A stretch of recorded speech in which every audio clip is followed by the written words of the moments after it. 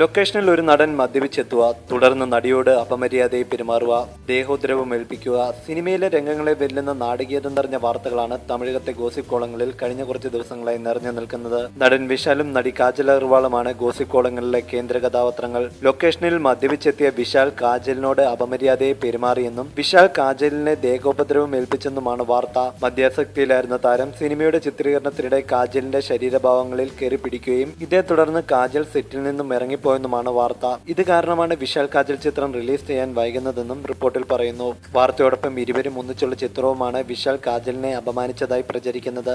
എന്നാൽ കഴിഞ്ഞ വർഷം പുറത്തിറങ്ങിയ പായമ്പുലി എന്ന ചിത്രത്തിലെ ഒരു രംഗമാണിത്. ചിത്രം വ്യാജമാണെന്ന് വ്യക്തമായെങ്കിലും വാർത്തയിൽ കഴമ്പുണ്ടോ എന്ന അന്വേഷണത്തിലാണ് പാപ്പരാസികൾ. കാജലും വിശാലും ഇതുവരെ വാർത്തയോട് പ്രതികരിച്ചിട്ടില്ല.